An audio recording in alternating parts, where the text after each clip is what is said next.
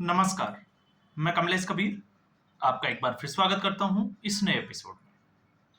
आज के इस एपिसोड में हम बात करेंगे प्रधानमंत्री नरेंद्र मोदी के रिटायरमेंट की। और आपने देखा होगा पिछले 2 सालों में कई बार जो है वो विपक्ष के द्वारा ये सवाल उठाए जाते हैं, तो आखिर इसकी जरूरत क्यों पड़ी? और अब ऐसी स्थिति में जब 9 जुलाई को एक दिन पहले मोहन भागवत ने एक पुस्तक का विमोचन किया, और ये पुस्तक लिखी हुई थी मोरोपंत आई थिंक पिंगले के नाम से। इनकी पुस्तक के विमोचन के दौरान मोहन भागवत का यह कहना कि जब 75 साल की उम्र हो जाती है और उस उम्र को लेकर जो सोल उड़ाई जाती है, इसका मतलब यह होता है कि अब आपको रुक जाना चाहिए और दूसरों को मौका देना चाहिए। बस इतना स्टेटमेंट देने की जरूरत थी, और उसके बाद विपक्ष ने एक बार फिर जो है वो इसको लपक लिया, और सबसे आगे थे संजय राउत। तो पहला हम बात करें विपक्ष की मजबूरी की, उससे पहले हम समझ लेते हैं कि आखिर ये लगातार जो है वो रिटायरमेंट की उम्र को लेकर राजनीति क्यों की जाती है। और इस राजनीति के पीछे अगर आप देखोगे तो कहीं ना कहीं भारतीय जनता पार्टी का ही हाथ है, इसमें विपक्ष की कोई भूमिका है भी नहीं। अब जब हम ऐसा कहते हैं तो ऐसा क्यों कह रहे हैं? जब फैक्ट्स हम चेक करते हैं, कुछ फैक्ट्स पे ही हम बात कर लें, तो भारतीय जनता पार्टी में संवैधानिक तौर से रिटायरमेंट की ऊपर उम्र को लेकर कोई प्रावधान नहीं है। इसीलिए आपने देखा होगा इतना कुछ होने जाने के बावजूद अमित शाह और जेपी नड्डा 2024 के लोकसभा चुनाव में जब इस मामले को अरविंद केजरीवाल की तरफ से उठाया गया था, तब भी वो ये कहते थे कि नरेंद्र मोदी जी ही इस टर्म के पूरे कार्यकाल के लिए प्रधानमंत्री रहेंगे और 2029 में भी देश का नेतृत्व करेंगे और भारतीय जनता पार्टी का नेतृत्व करेंगे। तो आखिर इसके कहने की जरूरत क्यों पड़ी? तो इसको समझने के लिए सबसे पहले हम समझेंगे भारतीय जनता पार्टी में। तो भारतीय जनता पार्टी में अगर आप देखोगे तो छत्तीसगढ़ की हम पहले से थोड़ा सा नजर डालते हैं। छत्तीसगढ़ भारतीय जनता पार्टी में मंडल अध्यक्ष पद के लिए एक उम्र का निर्धारण किया गया है, और वो है 35 से 45 साल। और जिला अध्यक्षों के लिए जो उम्र निर्धारित की है वो है 45 से 60 साल तक। इसके अलावा मोटे तौर पे जब 75 साल की हम बात करते हैं, तो एक तरफ मोहन भागवत खुद भी 75 साल के हो रहे हैं, और आपको पता होगा प्रधानमंत्री नरेंद्र मोदी भी सितंबर में 75 साल के होने जा रहे हैं। तो अब स्थिति जो है, स्थिति क्या बनी हुई है? स्थिति यह बनी हुई है कि विपक्ष को लगता है कि शायद इस बहाने ही प्रधानमंत्री नरेंद्र मोदी कुर्सी छोड़ देंगे। और ऐसा विपक्ष क्यों कहता है, आप उसके भी ऊपर थोड़ी सी नजर डालो तो 2019 के लोकसभा चुनाव की हम बात करते हैं। 2016 में पहली बार आपने देखा होगा जब गुजरात की मुख्यमंत्री आनंदीबेन पटेल ने इस्तीफा दिया, तो उनकी उम्र कितनी थी? 75 साल। और उसी साल कैबिनेट से प्रधानमंत्री नरेंद्र मोदी की जो कैबिनेट थी उसमें से एक इस्तीफा और हुआ था नजमा हेपतुल्ला का। उस वक्त नजमा हेपतुल्ला की जो उम्र थी वो थी 76 साल। तो ये विपक्ष के उन दावों को मजबूती देने वाले कुछ तथ्य जो है वो सामने है। इसके अलावा 2019 में आप बात करिए तो 2019 में आपने देखा जिस तरीके से अमित शाह का एक स्टेटमेंट आया था, 75 से ऊपर किसी को भी लोकसभा का टिकट नहीं दिया गया है। अब अमित शाह जो है वो भारतीय जनता पार्टी में छोटे कद के जो है वो नेता नहीं है, भारतीय जनता पार्टी में उनका बहुत बड़ा कद है। इसलिए अमित शाह जब इस तरीके का स्टेटमेंट देते हैं तो इसके मायने जो है वो बढ़ जाते हैं।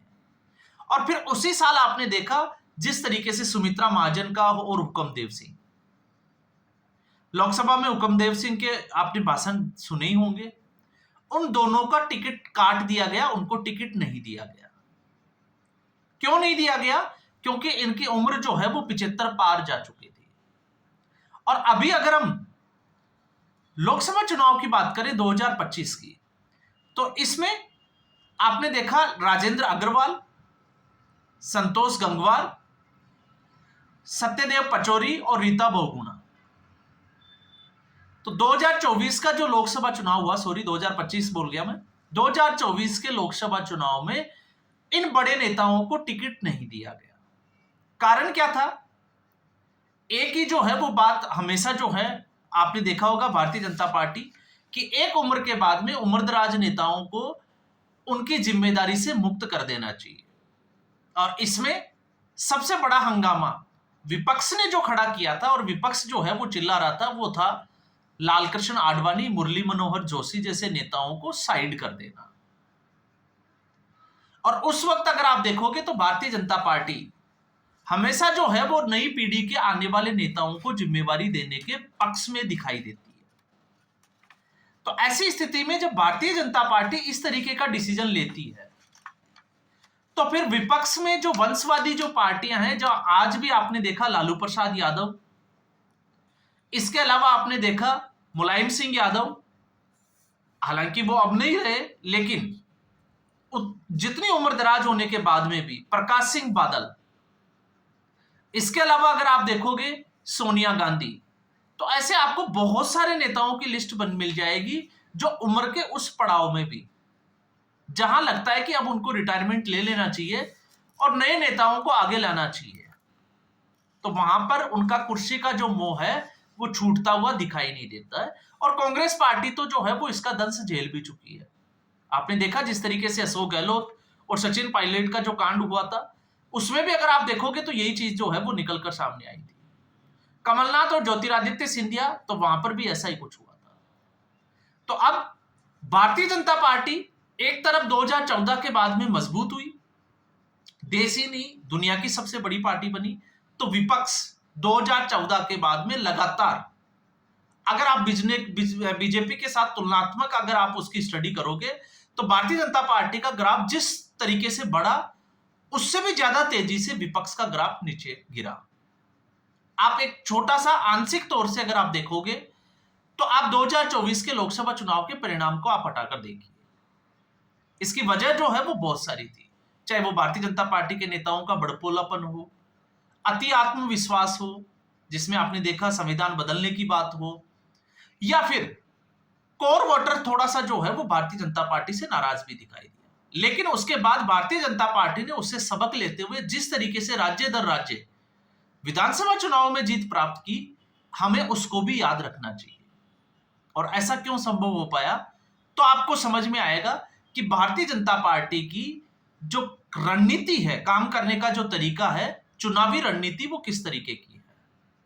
तो जहां एक तरफ भारतीय जनता पार्टी नए नेताओं को मौका देती है, नए युवाओं को राजनीति में आने का मौका देती है, वहीं दूसरी पार्टियों में नई पीढ़ी के जो नेता है वो इससे बहुत दूर दिखाई देते हैं, एक दो अपवाद को छोड़कर।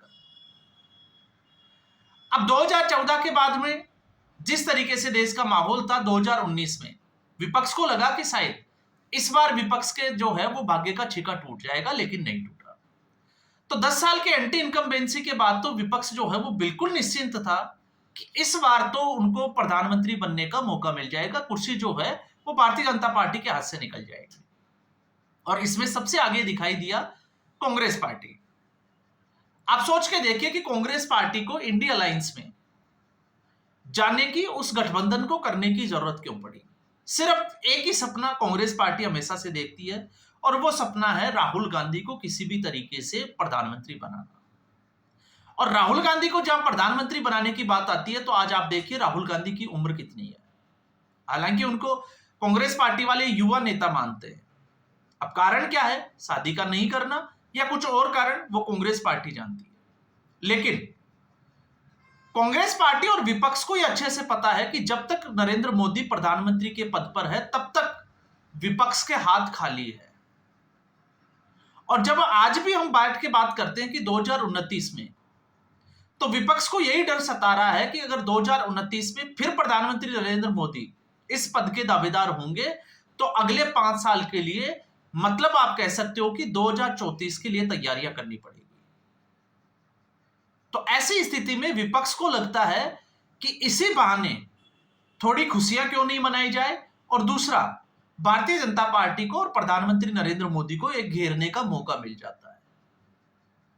अब इसमें भारतीय जनता पार्टी की जो परंपरा है जो चलाई गई, उसमें भारतीय जनता पार्टी, क्योंकि जब हम नियमों की बात करते हैं तो क्या ये नियम जो है वो प्रधानमंत्री नरेंद्र मोदी, अमित शाह इनके ऊपर लागू होंगे, जिसकी उम्मीद जो है वो कम ही लगाई जा सकती है। क्योंकि आने वाले 2029 का चुनाव भी लग तो यही रहा है कि भारतीय जनता पार्टी नरेंद्र मोदी के नेतृत्व में ही चुनाव लड़ेगी। हो सकता है चुनाव लड़ने के बाद में किसी और को प्रधानमंत्री बना दिया जाए, लेकिन फिर समस्या यह है कि विपक्ष जो इसी बहाने खुश होता हुआ नजर आ रहा है, तो आखिर विपक्ष 2029 में अपनी दावेदारी किस तरीके से ठोकेगा? क्या विपक्ष जो है वो अपनी पार्टियों को इतना मजबूत कर लेगा कि वो सत्ता में आ जाएं और सत्ता के आसपास जो सीटें चाहिए 272, उसके पास आसपास जो है वो अपने आंकड़े को रख दे? क्योंकि आज की स्थिति में भी आपने देखा जिस तरीके से, क्योंकि सीटें कम थी, लेकिन फिर भी आपने देखा कि चुनाव परिणाम से पहले और चुनाव के दौरान जहां एक तरफ कांग्रेस पार्टी राहुल गांधी की बात कर रही थी, तो ममता बनर्जी की पार्टी ममता बनर्जी को प्रधानमंत्री बनाने का सपना देख रही थी। तो अखिलेश यादव, आपने देखा कांग्रेस पार्टी राष्ट्रीय पार्टी है, लेकिन टीएमसी और अखिलेश यादव की पार्टी शायद उत्तर प्रदेश से बाहर जो है वो उसका उतना वर्चस्व नहीं है, लेकिन फिर भी अखिलेश यादव को भावी प्रधानमंत्री के रूप में प्रोजेक्ट करती हुई दिखाई दी। तो फिर विपक्ष जो है वो अपना सपना पूरा किस तरीके से करेगा? और अगर सपना सिर्फ और सिर्फ उस विपक्ष को यह लगता है कि 75 साल की उम्र से ही उनको कुर्सी मिल जाएगी, तो आप सोच सकते हैं कि विपक्ष की जो रणनीति है वो किस तरीके से फैल हो चुकी है, और विपक्ष इसको भलीभांति भी जानता है। क्योंकि चुनावी प्रक्रिया के दौरान किसी भी हालत में वो भारतीय जनता पार्टी को, उनकी भारतीय जनता पार्टी की रणनीति को और प्रधानमंत्री नरेंद्र मोदी को चुनौती नहीं दे सकते। तो फिर विपक्ष के लिए यही जो है वो एक रास्ता बचता है। तो इस एपिसोड में फिलहाल इतना ही। उम्मीद करूंगा वीडियो एपिसोड आपको पसंद आया होगा। वीडियो को लाइक करें, शेयर करें, चैनल जरूर सब्सक्राइब करें। धन्यवाद।